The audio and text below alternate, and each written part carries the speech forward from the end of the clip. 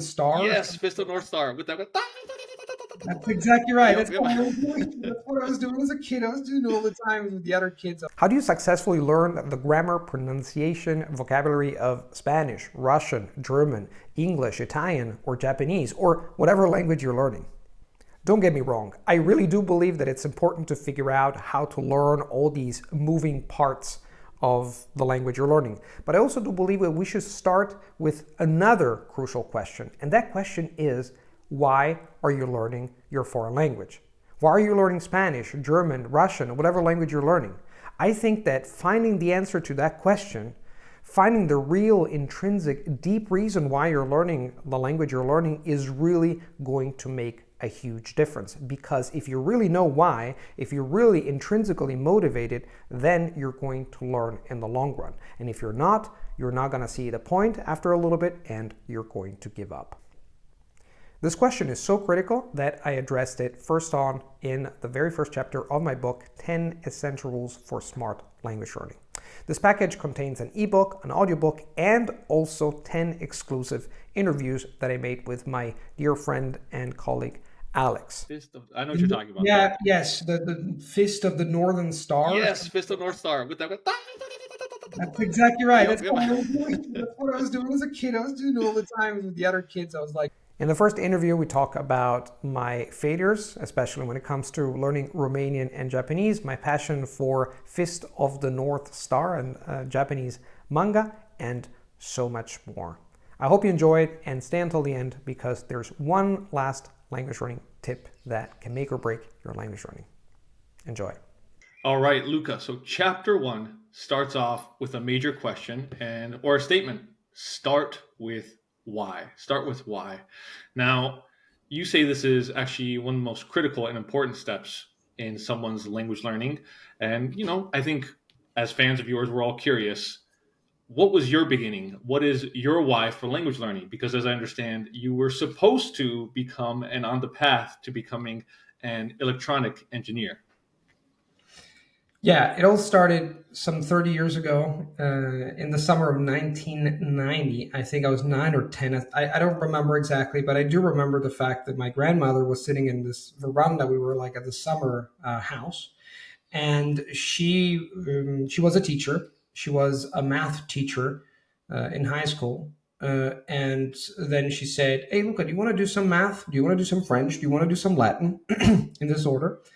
And you can imagine that a 9 or 10-year-old kid would actually prefer spending time on the beach with other kids playing. But actually, I don't remember exactly why, but I just said, "Hey, this sounds cool. So let's give it a try."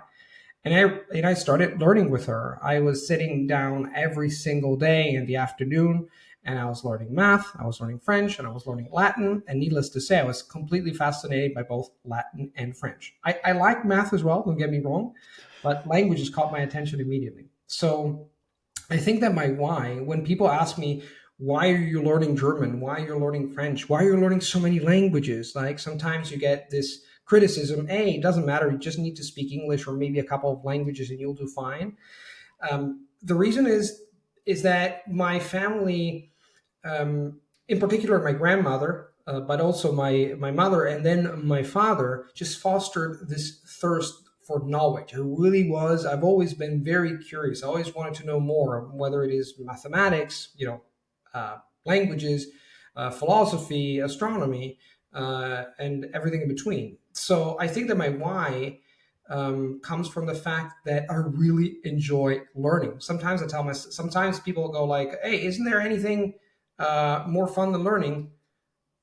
I said, "No, I love learning. Okay, playing video games, playing soccer with my friends, and doing other things is great, but I really cherish and love learning."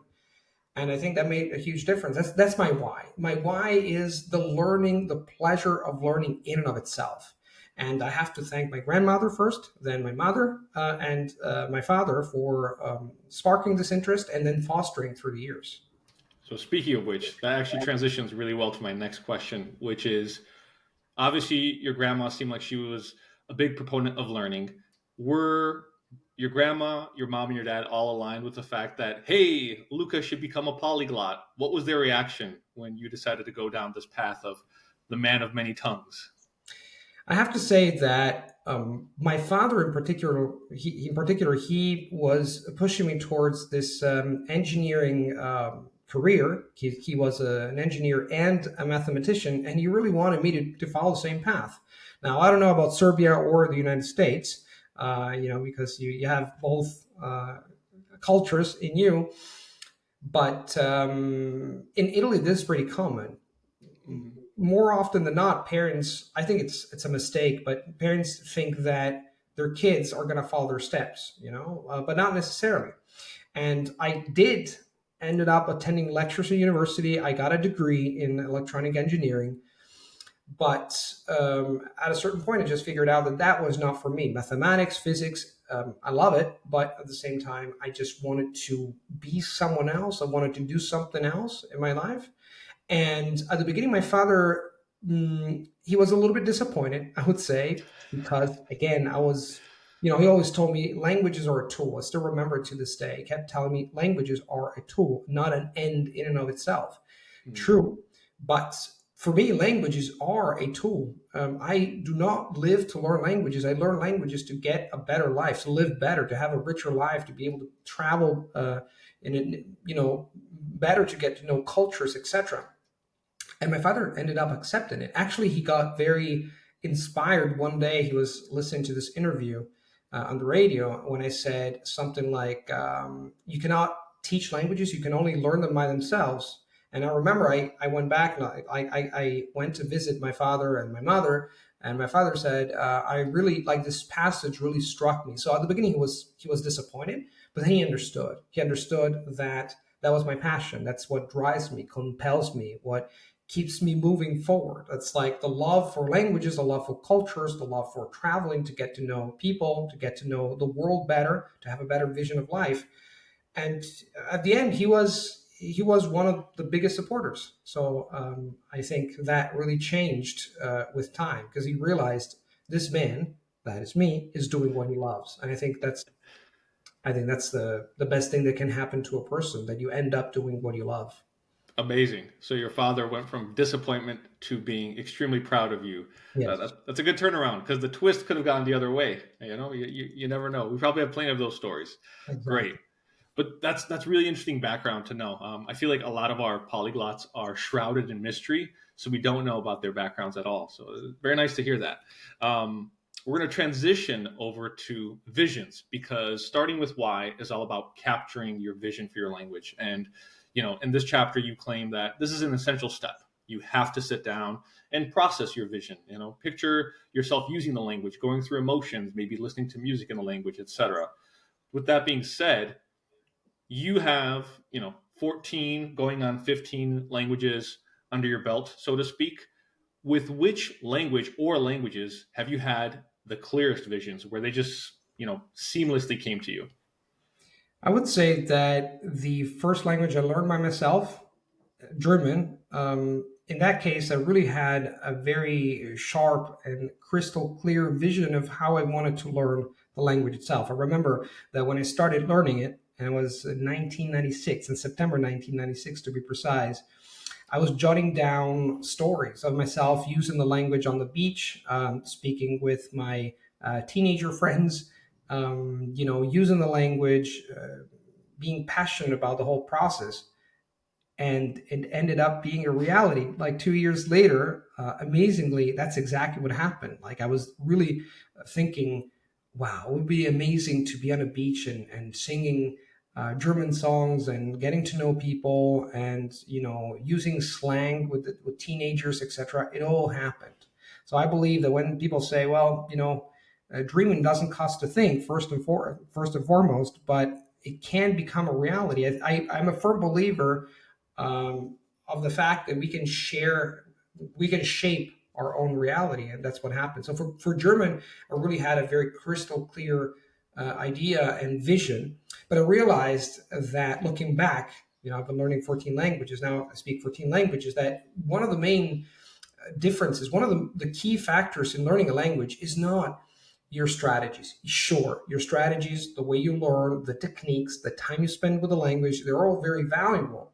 But I believe that the key factor, especially at the beginning, is your vision, is the fact that why are you learning a language? That's so important. And I believe that one of the problems that we have as adult learners is that at the beginning, when we went to school and we were learning languages, be it, I don't know, maybe you learned Spanish at school. I don't know if Yeah, that was, yeah. Started middle school. yeah, that's pretty common, right, in the United States. But did you know? Did you know? Did they tell you why? It was kind of an imposed thing. Well, I'm learning a language because in the curriculum I have to learn a foreign language, and that's Exactly. exactly what happened to me. I was learning English and French at school, but nobody told me why. Nobody pushed me to get some inspiration. Nobody pushed me to do some exercises like, hey, imagine yourself using this language. And I believe that this is an important part of our training when it comes to learning a language is to first understand why you want to learn a language.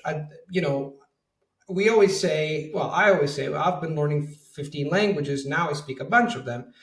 But people don't know about my failures. Sometimes I failed learning a language, and that because I did not have a clear vision of where I wanted to go and what I wanted to do with the language. That made a huge difference. So it's important to have a vision to know why you want to make this language part of your life and transform your life as a consequence of that. Great. So let's dive deeper into these failures, if if you will, with us. Right. Obviously, you had a lot of success, and as you mentioned, this vision is something that is critical. It's vital. With which language or languages have you had the biggest struggles in regards of having a clear vision? I would say the first one is Romanian. In 2010, I tried to learn Romanian and I didn't have a vision. I didn't have a compelling reason why. I just told myself, you know what? I want to add another language to my collection of languages. And that was a mistake because I was not passionate about it. I was not passionate about learning Romanian, not because it's not a beautiful language, it is, but because I did not see myself going to the country. And to this day, I haven't visited the country yet. I didn't have friends. I didn't see myself using the language. I was just like, learning the language is a pure intellectual activity, not an emotional one. I believe that if you want to learn a language successfully, the act of learning a language has to be both emotional and intellectual. Emotional. The emotional part plays a huge role. Nobody talks about it. Maybe they started talking about it, on the internet, but in the school system, we don't talk about emotions. We just say, "Hey, you have to learn this way. Listen and read and do grammar drills and whatever," but we never talk about emotions. So the first time that I learned a language without being passionate about it, I failed. I failed after a few months. I just told myself there's no point in learning Romanian, and that's the reason why learning Romanian was difficult. Not because the language was difficult per se, but because it didn't have a compelling reason. The second failure was with Japanese. I believe that one of the reasons why there's actually two reasons why I failed learning Japanese. First, I did not expect Japanese to be so difficult when it comes to syntax. So syntax is basically how you form sentences, right? You speak English as your native language. I speak Italian. They have this SVO structure: subject, verb, object. I eat an apple, right? A simple example. But in Healthy Japanese, choice. yes, in Japanese you have subject, object, verb, and it's much more complicated than that. But the bottom line is that the sentence structure is so different, and I approach it in as I had approached all the other European languages, and it brought about major problems when it came to learning the language. I found it difficult. I found it frustrating. I couldn't speak the language. So, from a technical standpoint, that was a problem for me. The wrong approach, the wrong approach when it comes to learning the technicalities of the language. The second thing, though, the second factor, which again played a huge role, was that I did not see myself using Japanese. Japan is a very, very far away country, and it takes like 13 hours by flight. I don't know, but I never told myself, it's not like uh, Hungary, Serbia. Hey, couple of hours flight, and you're there just going to be using the language. So that also made a huge difference. So these two things, like the emotional the lack of emotional connection on the one hand, and the difficulty of actually learning a language so different. I had never tried anything like that before, and the combination of these two just made my attempt at learning Japanese, you know, flounder. Can you say flounder? I'm not You sure. can. That's fine. That's a verb. So a mini question, if you will, for many of us, like I would like to eventually learn Japanese. It would be on my roadmap of languages I'd like to have under my belt as well. Um, for many of us, we turn to Japanese because of anime, right? Whether we're going to use the term weeb or weeab or whatever it is. Were you a fan of anime before you jumped into Japanese, or were you just like, it sounds like a cool language. I'll take it on. I partially I was a fan because there's one cartoon that an entire generation of Italian kids watched, which is called Hokuto no Ken. We called it in Italian. I don't know if you ever heard of Hokuto no Ken. Ken, I think in English is the fist star. Now I don't remember. I know what you're talking about. What is it? No, not North. It's like Fist of. I know what you're talking about, though. Yeah, yes, the fist of the Northern Star, or Yes, something Fist of like North that. Star with that. That's exactly right. Yep, yep. That's what I was doing as a kid. I was doing all the time with the other kids. I was like fighting, etc. That was like a pivotal, like cartoon. It was an amazing cartoon, but there were others because in the 80s, there was a wealth of cartoons and anime from Japan, and so it was exciting. But I liked watching them in Italian more than anything. I was not thinking, oh, that would be cool to watch them in Japanese or to read them in Japanese. I bought a couple of books of Hokuto no Ken or Fist of the Northern Star, and I have it in Japanese, but it was too difficult to read. And I watched some of them on YouTube, but it was not enough, to inspire Okay. me so much that I really wanted to learn Japanese and at the time. So Got it. again, So there um, was an interest there. It just wasn't sufficient enough to carry out like an entire vision to give you that full swing of emotion needed to, push through the tough days. And it sounded like with Romanian, you just had no real contact with the culture, with the people, and so that isolation eventually led to, your even your confidence, I would say, in the language just kind of to evaporate. So we have a couple of reasons. We have the proximity to a language, right? Like how much contact we have with it, and then you have your actual connection to it. Like, what are you interested in? Do you have hobbies? Do you have friends or not? So, very nice. This came to mind right now. Like, let's say you were to meet a pretty cool Romanian person and you got to visit Romanian. Do you think you could rekindle that vision and have another attempt at it? Or is it like one and done? You're like, no, I tried this. There's no more investment. I used to be a black and white person in this regard and say, well, made this attempt, it didn't work, and then it's never going to happen. But actually, I've become more flexible with age, and I believe that if I go to Romania, there's a high chance that after going back to Italy, I will want to hit the books and learn Romanian.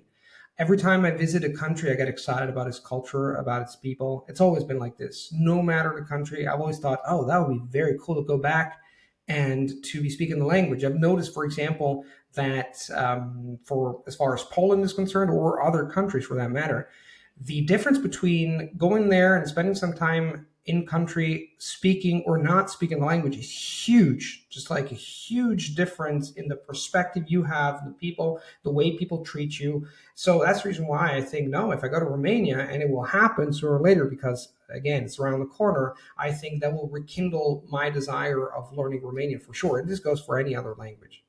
Yeah, I think you've hit the nail on the head because, I've liked Spanish, and it wasn't until we got to travel to Madrid that I was talking to a security guard, and we were looking for some building in the center of Madrid that has like the best view.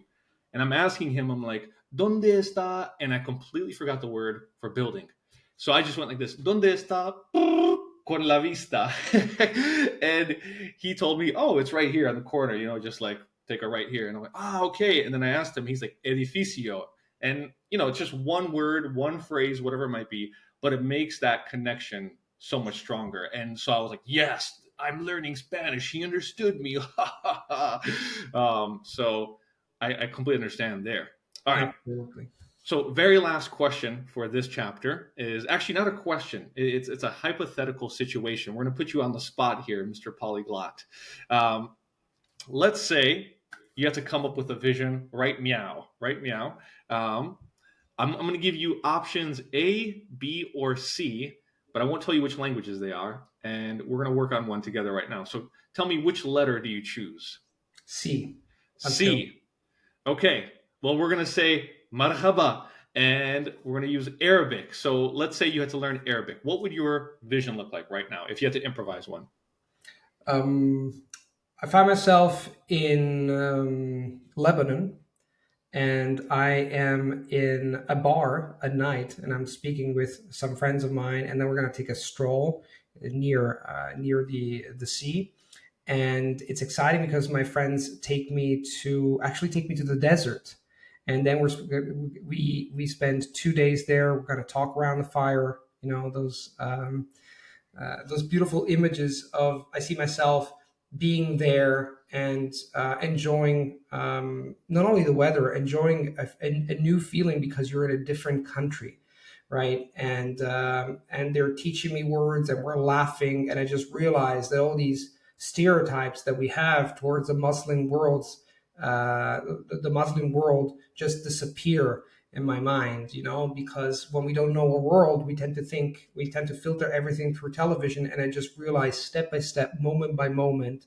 word after word, that there's a beautiful world behind the Arabic language. It's not just modern standard Arabic, it's Lebanese, it's a specific culture. They tell me about, for example, their experience with in Egypt or in other Arabic countries. We talk about religion, we talk about the differences between my religion, Christianity, and their religion. And through Arabic, the fact that I can actually speak Arabic opens a world. People are nice.